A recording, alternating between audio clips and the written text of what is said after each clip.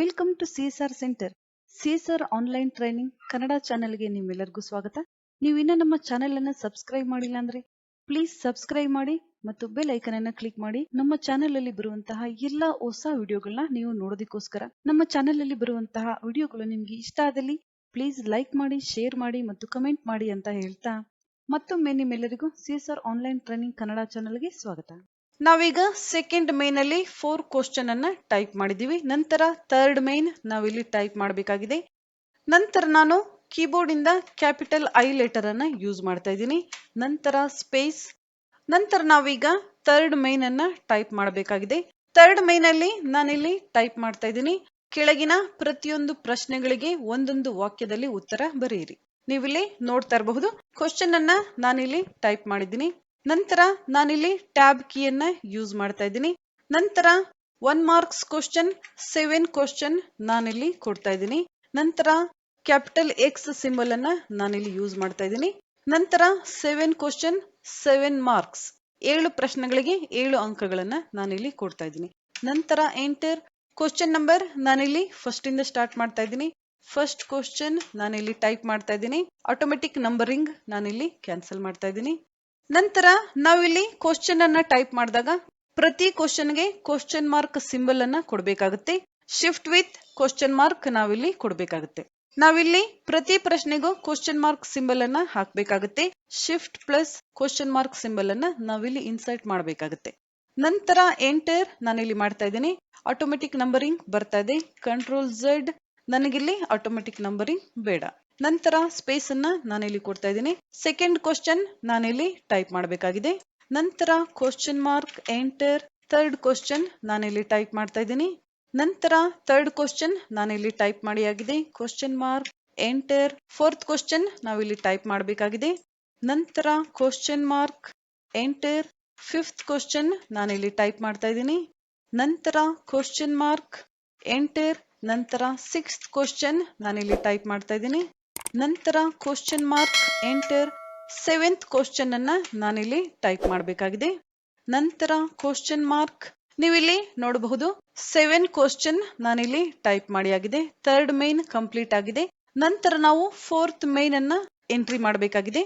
ನಂತರ fourth main keyboard ಇಂದ ನಾವಿಲ್ಲಿ ಐ ಲೆಟರ್ ಮತ್ತು ವಿ ಲೆಟರ್ ಅನ್ನ ಯೂಸ್ ಮಾಡಬೇಕಾಗುತ್ತೆ. ಫೋರ್ತ್ ಮೇನ್ ರೋಮನ್ ಲೆಟರ್ಸ್ ಅನ್ನ ನಾವಿಲ್ಲಿ ಬರೆಯೋದಿಕ್ಕೆ. ನಂತರ ಫೋರ್ತ್ ಮೇನ್ ನಾನಿಲ್ಲಿ ಕೊಡ್ತಾ ಇದ್ದೀನಿ. ಕೆಳಗಿನ ಪ್ರಶ್ನೆಗಳಿಗೆ 3 ಅಥವಾ 4 ವಾಕ್ಯಗಳಲ್ಲಿ ಉತ್ತರ ಬರೆಯಿರಿ. 10 ಕ್ವಶನ್ಸ್ ನಾನಿಲ್ಲಿ ಕೊಡ್ತಾ ಇದ್ದೀನಿ. ನಂತರ ನಾವಿಲ್ಲಿ ಟ್ಯಾಬ್ ಕೀಯನ್ನ ಯೂಸ್ ಮಾಡಬೇಕಾಗುತ್ತೆ. ನಾನಿಲ್ಲಿ 10 ಪ್ರಶ್ನೆಗಳನ್ನ ಕೊಟ್ಟಿದ್ದೀನಿ. ಪ್ರತಿ ಪ್ರಶ್ನೆಗೆ 2 ಅಂಕಗಳನ್ನ ನಾನಿಲ್ಲಿ ಕೊಡ್ತಾ ಇದ್ದೀನಿ. 10 ಕ್ವಶನ್ಸ್ 20 ಮಾರ್ಕ್ಸ್. ನಂತರ ಎಂಟರ್.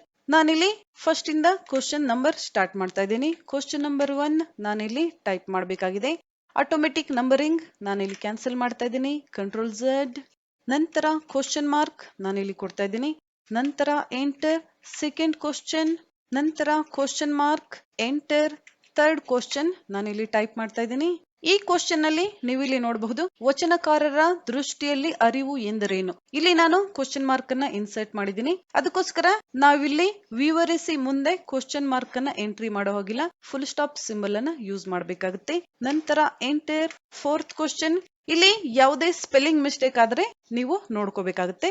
ನಂತರ ಫೋರ್ತ್ ಕ್ವಶನ್ ಅನ್ನ ನಾನಿಲ್ಲಿ ಟೈಪ್ ಮಾಡಿದ್ದೀನಿ. ನಂತರ ಎಂಟರ್. ಫಿಫ್ತ್ ಕ್ವಶನ್ ನಾನಿಲ್ಲಿ ಟೈಪ್ ಮಾಡ್ತಾ ಇದ್ದೀನಿ.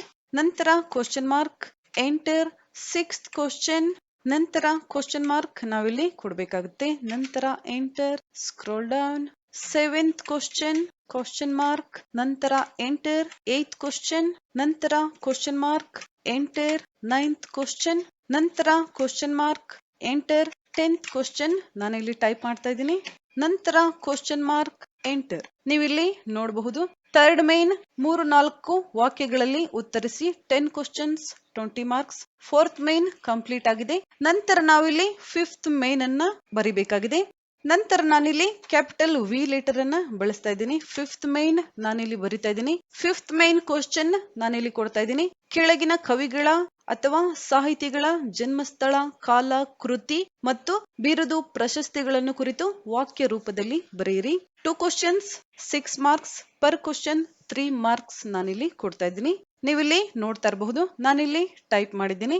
ನಂತರ ಫುಲ್ ಸ್ಟಾಪ್ ನಾನಿಲ್ಲಿ ಕೊಡ್ತಾ ಇದ್ದೀನಿ. ನಂತರ ಫುಲ್ ಸ್ಟಾಪ್. ನಂತರ ಫಿಫ್ತ್ ಮೈನ್ ಕ್ವಶನ್ ಅನ್ನ ನಾನಿಲ್ಲಿ ಬರೆದಿದ್ದೀನಿ. ನಂತರ ಕ್ವಶನ್ ನಂಬರ್ ಅನ್ನ ನಾವಿಲ್ಲಿ ಬರೀಬೇಕಾಗಿದೆ. ನೀವಿಲ್ಲಿ ನೋಡಬಹುದು ಹೆಚ್ಚಿಗೆ ಇಲ್ಲಿ ಸ್ಪೇಸ್ ಇಲ್ಲ, ಅದಕ್ಕೋಸ್ಕರ ನಾನಿಲ್ಲಿ ಟ್ಯಾಬ್ ಕೀಯನ್ನ ಯೂಸ್ ಮಾಡ್ತಾ ಇಲ್ಲ, ಸ್ಪೇಸ್ ಬಾರ್ ಅನ್ನ ನಾನಿಲ್ಲಿ ಯೂಸ್ ಮಾಡ್ತಾ ಇದ್ದೀನಿ.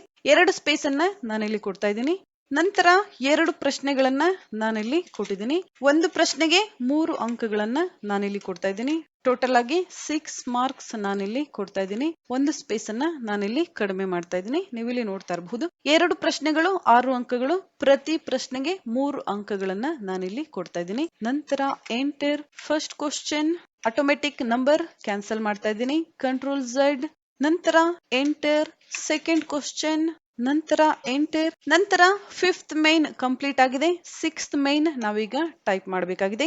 ಸಿಕ್ಸ್ತ್ ಮೈನ್ ನಾನಿಲ್ಲಿ ಬರಿಬೇಕಾಗಿದೆ. ಕೀಬೋರ್ಡ್ ಇಂದ ನಾನು ಕ್ಯಾಪಿಟಲ್ ವಿ ಮತ್ತು ಐ ಲೆಟರ್ ಅನ್ನ ಯೂಸ್ ಮಾಡ್ತಾ ಇದ್ದೀನಿ. ಸಿಕ್ಸ್ತ್ ಮೈನ್ ರೋಮನ್ ನಂಬರ್ಸ್ ಅನ್ನ ನಾನಿಲ್ಲಿ ಬರೆಯೋದಿಕ್ಕೆ.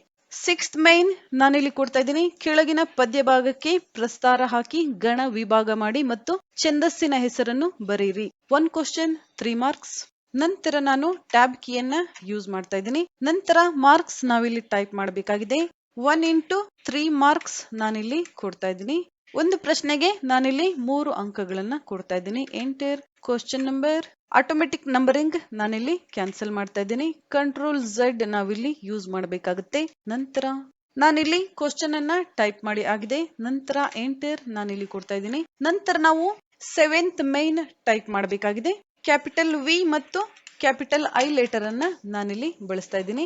ಸೆವೆಂತ್ ಮೈನ್ ರೋಮನ್ ಲೆಟರ್ಸ್ ಅನ್ನ ಟೈಪ್ ಮಾಡೋದಕ್ಕೆ. ನಂತರ ಸೆವೆಂತ್ ಮೈನ್ ಕ್ವಶನ್ ನಾನಿಲ್ಲಿ ಕೊಡ್ತಾ ಇದ್ದೀನಿ. ಕೆಳಗಿನ ವಾಕ್ಯದಲ್ಲಿರುವ ಅಲಂಕಾರವನ್ನು ಹೆಸರಿಸಿ ಲಕ್ಷಣ ಬರೆದು ಸಮನ್ವಯಗೊಳಿಸಿ. ಒಂದು ಪ್ರಶ್ನೆ 3 ಅಂಕಗಳನ್ನ ನಾನಿಲ್ಲಿ ಕೊಡ್ತಾ ಇದ್ದೀನಿ. ನಂತರ ಟ್ಯಾಬ್ ಕೀಯನ್ನ ನಾನಿಲ್ಲಿ ಯೂಸ್ ಮಾಡ್ತಾ ಇದ್ದೀನಿ. ನಂತರ 1 ಕ್ವಶನ್ 3 ಮಾರ್ಕ್ಸ್ ಈಕ್ವಲ್ 3 ಮಾರ್ಕ್ಸ್. ಒಂದು ಪ್ರಶ್ನೆಗೆ 3 ಅಂಕಗಳನ್ನ ನಾನಿಲ್ಲಿ ಕೊಡ್ತಾ ಇದ್ದೀನಿ. ಎಂಟರ್ ಕ್ವಶನ್ ನಂಬರ್ ನಾನಿಲ್ಲಿ ಟೈಪ್ ಮಾಡ್ತಾ ಇದ್ದೀನಿ. ಆಟೋಮೆಟಿಕ್ ನಂಬರಿಂಗ್ ನಾನಿಲ್ಲಿ ಕ್ಯಾನ್ಸಲ್ ಮಾಡ್ತಾ ಇದ್ದೀನಿ. Scroll down. ನೀವಿಲ್ಲಿ ನೋಡಬಹುದು ಕ್ವಶನ್ ನಾನಿಲ್ಲಿ ಟೈಪ್ ಮಾಡಿ ಆಗಿದೆ. ನಂತರ ಎಂಟರ್. ನಂತರ 8th ಮೈನ್ ನಾವಿಲ್ಲಿ ಟೈಪ್ ಮಾಡಬೇಕಾಗಿದೆ. ನಂತರ ಕೀಬೋರ್ಡ್ ಇಂದ ನಾವು ವಿ ಲೆಟರ್ ಮತ್ತು ಐ ಲೆಟರ್ ಅನ್ನ ಯೂಸ್ ಮಾಡಬೇಕಾಗುತ್ತೆ. ನಂತರ 8th ಮೈನ್ ಕ್ವಶನ್ ನಾನಿಲ್ಲಿ ಕೊಡ್ತಾ ಇದ್ದೀನಿ. ಕೆಳಗಿನ ಗಾದೆಗಳಲ್ಲಿ ಯಾವುದಾದರೂ ಒಂದನ್ನು ಗಾದೆಯ ಮಹತ್ವದೊಡನೆ ವಿಸ್ತರಿಸಿ ಬರೆಯಿರಿ. 1 ಕ್ವಶನ್ 3 ಮಾರ್ಕ್ಸ್ ನಾನಿಲ್ಲಿ ಕೊಡ್ತಾ ಇದ್ದೀನಿ. ನಂತರ ಟ್ಯಾಬ್ ಕೀಯನ್ನ ನಾನಿಲ್ಲಿ ಯೂಸ್ ಮಾಡ್ತಾ ಇದ್ದೀನಿ. ನಂತರ 1 ಕ್ವಶನ್ 3 ಮಾರ್ಕ್ಸ್ ನಾನಿಲ್ಲಿ ಕೊಡ್ತಾ ಇದ್ದೀನಿ. ನಂತರ enter question number, control Z, automatic numbering ಅನ್ನ ಕ್ಯಾನ್ಸಲ್ ಮಾಡ್ತಾ ಇದ್ದೀನಿ. ನೀವಿಲ್ಲಿ ನೋಡಬಹುದು ಕೂಡಿ ಬಾಳಿದರೆ ಸ್ವರ್ಗ ಸುಖ ಅಥವಾ ಆಳಾಗಬಲ್ಲವನು ಅರಸನಾಗಬಲ್ಲನು. ಈ ರೀತಿಯಾಗಿ 2 ಗಾದೆಗಳನ್ನ ನಾನಿಲ್ಲಿ ಟೈಪ್ ಮಾಡಿದ್ದೀನಿ. ನಾನಿಲ್ಲಿ ಅಥವಾ ವರ್ಡ್ ಅನ್ನ ಯೂಸ್ ಮಾಡಿದ್ದೀನಿ, ಅಥವಾ ನೀವು ಇದನ್ನ ಡಿಲೀಟ್ ಮಾಡಿ ನಂಬರ್ 2 ನಾವಿಲ್ಲಿ ಕೊಡಬಹುದು ಈ ರೀತಿಯಾಗಿ, ಅಥವಾ ಸೆಕೆಂಡ್ ಕ್ವಶನ್ ಈ ರೀತಿಯಾಗಿ ಸಹ ನೀವಿಲ್ಲಿ ಎಂಟ್ರಿ ಮಾಡಬಹುದು. 2 ಪ್ರಶ್ನೆಗಳಿದೆ. 2 ಪ್ರಶ್ನೆಗಳನ್ನ ನಾನಿಲ್ಲಿ ಕೊಟ್ಟಿದ್ದೀನಿ. ಯಾವುದಾದರೂ ಒಂದು ಪ್ರಶ್ನೆಗಳಿಗೆ ಉತ್ತರವನ್ನ ಬರಿಬೇಕಾಗಿದೆ. ನಂತರ ಎಂಟರ್. ನಂತರ ನಾವಿಲ್ಲಿ 9th ಮೈನ್ ಕ್ವಶನ್ ಅನ್ನ ಟೈಪ್ ಮಾಡಬೇಕಾಗಿದೆ. ನಾನಿಲ್ಲಿ ಕೀಬೋರ್ಡ್ ಇಂದ ಐ ಲೆಟರ್ ಮತ್ತು ಎಕ್ಸ್ ಲೆಟರ್ ಅನ್ನ ಯೂಸ್ ಮಾಡ್ತಾ ಇದ್ದೀನಿ. 9th ಮೈನ್ ಕ್ವಶನ್ ನಾನಿಲ್ಲಿ ಕೊಡ್ತಾ ಇದ್ದೀನಿ.